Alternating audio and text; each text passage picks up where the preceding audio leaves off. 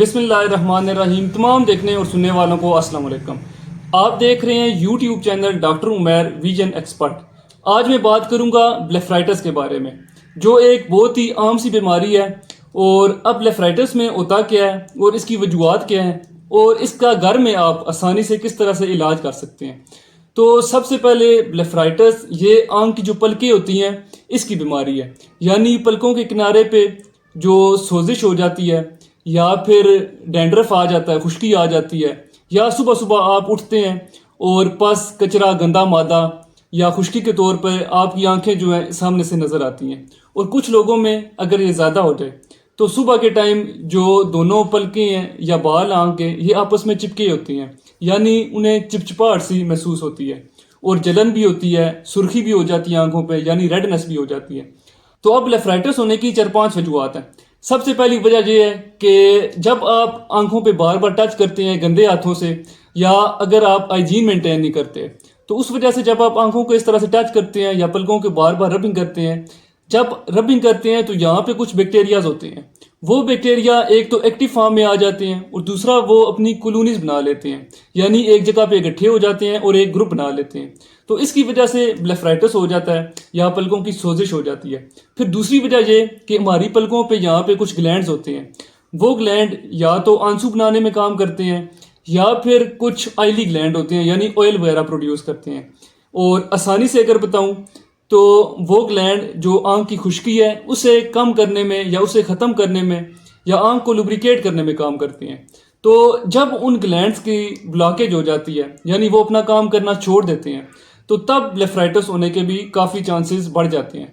फिर तीसरी वजह ये कि जिन लोगों को कोई एलर्जी होती है या कोई डर्मेटाइटिस होता है, यानी स्किन एलर्जी है या कोई और एलर्जी है, तो जैसे आप एग्जांपल ले लें कि जैसे रोज़ेशिया है या फिर सिबोरिक डर्मेटाइटिस है, तो उन लोगों में भी इसके चांस ज़्यादा बढ़ जाते हैं कि उनमें बार बार ये ब्लेफराइटिस होता है।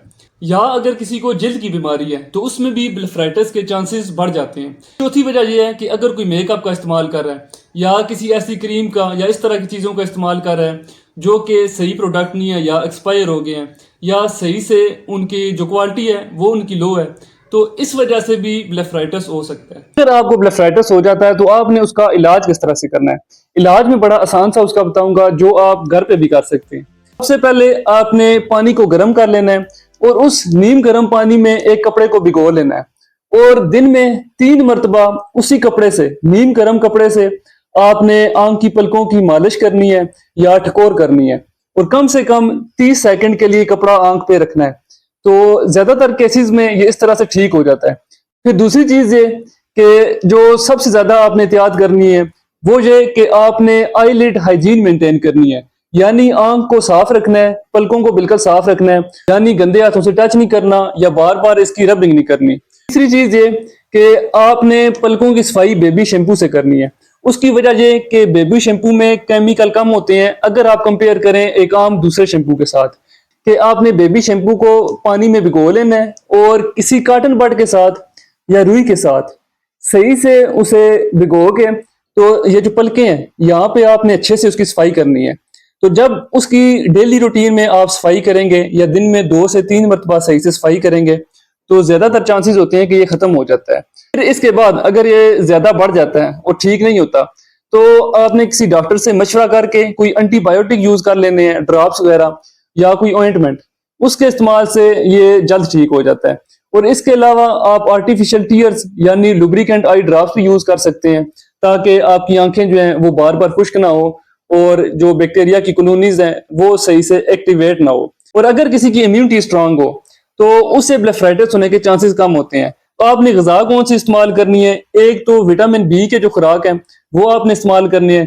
फिर जो इंपॉर्टेंट है वो ये कि आपने ओमेगा 3 फैटी एसिड, इसमें जितने भी खुराक आती हैं वो आपने इस्तेमाल करनी है। उससे जो आंखों की इम्यूनिटी है या जो ओवरऑल एक इम्यूनिटी है बैक्टीरिया के अगेंस्ट वो स्ट्रांग हो जाती है और इस तरह से बैक्टीरिया अपनी सही एक्टिव फॉर्म में नहीं आते, यानी वीक हो जाती हैं। तो इसका ये इस तरह का बड़ा आसान सा इलाज था। अगर किसी को कोई और स्किन एलर्जी है या किसी के बालों में बार बार डैंड्रफ हो रहा है तो उससे चाहिए कि वो कीटोकोनाजोल शैम्पू का इस्तेमाल करे या फिर जो पायरीथियोन एक शैम्पू होता है, जिंक पायरीथियोन, वो भी इस्तेमाल कर सकता है। तो ये सारा इसका एक इलाज था। उम्मीद है आपको आज की वीडियो पसंद आई होगी। अगर वीडियो पसंद आई है तो मेरे YouTube चैनल को सब्सक्राइब करें, लाइक करें और दोस्तों के साथ शेयर करें। तो मिलते हैं नेक्स्ट वीडियो में, तब तक के लिए अल्लाह हाफिज।